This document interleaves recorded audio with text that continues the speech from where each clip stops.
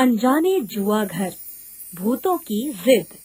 शाम के वक्त राधा का पति पंकज एक बार फिर बिना पैसे लिए नशे की हालत में घर आया।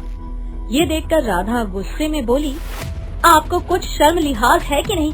सब बेच के खा गए हैं। अरे दो बच्चे हैं आपके, उनकी चिंता छोड़कर तुम ये शराब में डूबे हुए हो। रोज घर आ जाते हो ऐसे पीकर। चुप कर, ज्यादा मत बोल वरना मेरा हाथ उठ जाएगा, समझी? हाँ, बस यही तो बाकी रह गया था। मार दो मुझे और अपने बच्चों को भी मार दो। हमें भी तुम्हारे साथ इस नर्क में नहीं रहना है अब। इतना बोलकर राधा जैसे अपने पति का हाथ पकड़ने जाती है, अचानक ही पंकज के अंदर एक अनजान शक्ति प्रवेश करती है और वो जोर से राधा को धक्का देता है, जिसके कारण वो तेजी से दीवार से जाकर टकराती है और बेहोश हो जाती है। ये देखकर कोने में छुपकर बैठे उसके बच्चे अपनी माँ के पास आकर रोने लगते हैं, लेकिन राधा बेहोश हो जाती है। तभी पंकज घर के कुछ बाट लेकर घर से बाहर निकल जाता है और एक कबाड़ी की दुकान पर जाकर उन बर्तनों को बेचकर पैसे लेकर पुराने से खानदान में जाता है, जहाँ पर उसके ही जैसे कुछ लोग घेरा लगाए हुए जुआ खेलने की तैयारी कर रहे थे। आओ आओ पंकज, तुम्हारा ही इंतजार था इस जुआ घर में। आओ दाव लगाओ। हाँ, क्यों नहीं, इस जुआ घर में आकर ही तो मुझे जीतने की ताकत मिलती है, वरना बाहर तो मैं हमेशा हार जाता हूँ। सारे आदमी एक डरावनी सी हंसी हंसते हुए जुआ खेलने लगते हैं। तो वहीं पंकज के घर पर उसकी बेहोश पड़ी बीवी को होश आता है। तो वो देखती है कि उसके बच्चे उसके पास बैठकर रो रहे हैं और घर के बर्तन भी गायब हैं। ये देखकर वो खुद से बोलती है, ये फिर से घर के सामान को लेकर बेचकर जुआ खेलने चले गए। हो ना हो इनके साथ जरूर कुछ गलत है, वरना एक शराबी में इतनी ताकत कैसे आई कि उसने मुझे इतनी जोर से धक्का मारा। माँ, बाबा को क्या हुआ? उन्होंने तुमको मारा क्यों? चुप हो जाओ मेरे बच्चों, सब कुछ ठीक कर दूंगी मैं, चुप हो जाओ। राधा ये सब सोचते हुए अपने बच्चों को गले लगा लेती है। अगले दिन सुबह तक भी पंकज घर नहीं आता, तो वो उसको ढूंढने के लिए जाती है कि तभी उसकी पड़ोसन माया उसको रोकते हुए बोलती है, अरे राधा बहन, कहाँ जा रही है? पिंटू के पापा को देखने, कल रात से घर नहीं आए हैं। देखो, पुराना मानो तो एक बात कहूँ, तुम भाई साहब को घर ना ही लाओ तो ज्यादा अच्छा है। ना जाने उनको देखकर मुझे कुछ अजीब सा लगता है, जैसे उन पर कुछ कोई साया हो। कैसी बातें कर रही हो माया बहन, मेरे पति है वो, उनको घर न लाऊं तो क्या ऐसे ही गलियों में भटकने के लिए छोड़ दूं उन्हें? अरे नहीं, मेरा वो मतलब नहीं था। वो मैं कह रही थी कि उनको घर में लाने से पहले तुम एक जाने माने बाबा से मिलो। क्या पता उनको पता हो कि भाई साहब पर सच में कोई साया ना हो, या बस ये जुआ खेलना उनकी एक आदत है। राधा को माया की ये बात सही लगती है और वो उसके बताए बाबा के पास पहुंचती है। तो उसकी कुटिया में कदम रखते ही आंखें बंद करके बैठा बाबा अचानक से आंखें खोल के कहता है, कौन है तू जो इतने बड़े साए के आसपास रहती है? तेरे मेरी कुटिया में कदम रखते ही यहाँ का वातावरण नकारात्मक हो गया। बाबा, ये आप क्या कह रहे हैं? मैं तो यहाँ आपके पास मदद के लिए आई थी। मेरे पति बहुत शराब पीते हैं और जुआ खेलते हैं। सब कहते हैं कि वो ऐसा इसलिए करते हैं क्योंकि उनके ऊपर कोई काला साया है।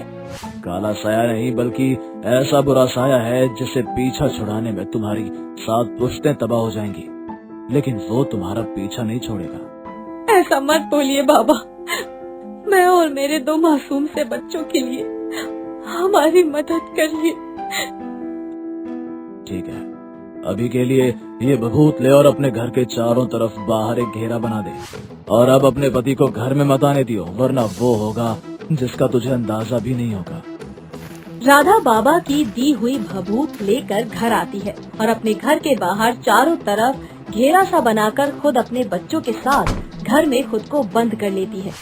शाम के वक्त उसी जुए के घर से पंकज बहुत सारे पैसे जीतकर अपने घर लाता है, लेकिन जैसे ही उस भभूत से बने घेरे में उसका पैर जाता है, वो दूर जाकर गिरता है और जैसे ही गुस्से में वो उठता है तो उसकी आंखें खून सी लाल होती हैं और वो डरावनी सी आवाज में बोलता है, तूने ये सब करके अच्छा नहीं किया। मैंने अब तक कुछ नहीं किया था, लेकिन अब मैं बर्बादी लाऊंगा तेरे घर में। इतना बोलने के बाद पंकज के कंधे पर अचानक से एक भयंकर सा जिन नजर आने लगता है। अपने घर की खिड़की से झांकती राधा ये नजारा देखकर कांपती हुई अपने कदमों को खिड़की से पीछे करते हुए बोलती है, भगवान, ये कौन सी बला मेरे पति के कंधे पर है। किसी तरह से ये रात निकल जाए, बस मैं बाबा के पास जाऊंगी कि वो मुझे और मेरे बच्चे को बचा ले बस।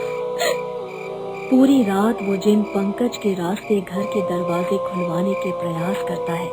कभी प्यार से अपने बच्चों का नाम पुकारे और कभी अपनी पत्नी को पुरानी बातें याद दिलाता, लेकिन राधा अपने बच्चों की सुरक्षा को ध्यान रखते हुए दरवाजा नहीं खोलती।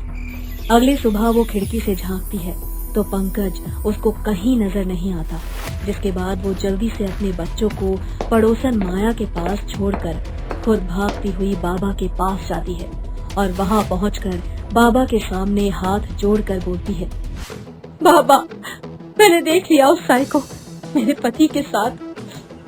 बाबा, मुझे और मेरे बच्चों को बचा लीजिए। उसने कहा है अब वो हमें नहीं छोड़ेगा। उससे हमेशा के लिए पीछा छुड़ाने के लिए तुझे उसकी जड़ को खत्म करना होगा। मतलब बाबा, मैं कुछ समझी नहीं।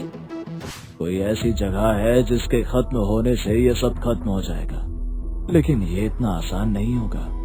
मैं तुम्हें कुछ देता हूँ, इसको समय आने पर इस्तेमाल करना। बाबा एक छोटी सी कांच की बोतल देकर सब शंख देते हैं। राधा वापस घर आकर माया के घर जाती है और देखती है कि माया दीवार के सहारे पड़ी है। उसके सर से खून निकल रहा होता है। ये देखकर राधा बोलती है, माया बहन, क्या हुआ? ये सब क्या हुआ है यहाँ? और मेरे बच्चे कहाँ हैं? राधा बहन, मैंने बहुत रोकना चाहा, लेकिन पंकज भाई साहब दोनों बच्चों को अपने साथ जबरदस्ती ले गए। मुझे माफ कर दो।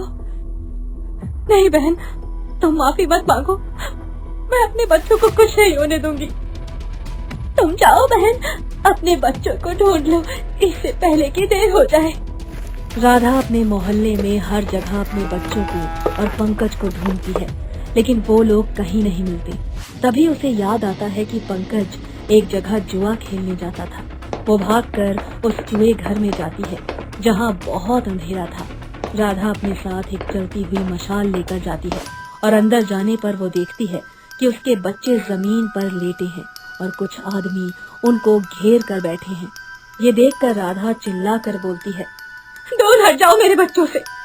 ये सुनकर सभी राधा की तरफ मुंडी घुमाते हैं तो उनके कंधों पर बैठे जिन भी प्रकट हो जाते हैं। ये देखकर पंकज बोलता है, आ गई तू, आजा, आज तेरे और तेरे बच्चे की मौत भी यही होगी। मेरे बच्चों को अगर हाथ भी लगाया तो तुम्हारा अस्तित्व ही मिटा दूंगी मैं। राधा मशाल लेकर उनके पास जाती है तो आग के कारण वो सब बच्चों से दूर हो जाते हैं। उसके बाद बाबा की दी बोतल में से वो जल राधा उन आदमियों पर और पंकज पर डालती है, जिसके कारण सभी के ऊपर पड़े जिन के साए एकदम से उनके शरीर से दूर हो जाते हैं और वो सभी होश में आ जाते हैं। पंकज भी होश में आकर ये सारा नजारा देखकर बोलता है, राधा, राधा, ये सब क्या है? मैं यहाँ कैसे? मैं आपको सब कुछ बाद में बताऊंगी। अभी बच्चों को उठाओ और सबके सब यहाँ से बाहर भागो। पंकज राधा के कहे मुताबिक अपने दोनों बच्चों को कंधे पर उठाकर बाहर भागने लगता है और राधा उसके पीछे होती है, लेकिन तभी एक जिन राधा का पैर पकड़ लेता है, जिसके कारण राधा नीचे गिर जाती है। ये देखकर पंकज मुड़ता है और राधा बोलती है, आप बच्चों को लेकर जाइए और इस खंडर के दरवाजे बंद कर दीजिएगा। पर राधा, तुम? जाइए, आपको मेरी कसम है। पंकज राधा की बात मानकर बच्चों को लेकर चला जाता है और दरवाजा बंद कर देता है। कुछ देर में बाहर खड़े सभी लोगों को वो खंडर आग में जलता हुआ दिखाई देता है। ये देखकर पंकज रोते हुए कहता है, राधा, राधा नहीं, मेरे कारण ये हुआ है। राधा अपने बच्चों को और पति को बचाने के लिए खुद को कुर्बान कर देती है। उस दिन के बाद पंकज ने कभी जिंदगी में जुआ जैसी बीमारी को हाथ नहीं लगाया और एक माँ ने अपने बच्चों को और पति को जीवन देकर खुद मौत को गले लगा लिया।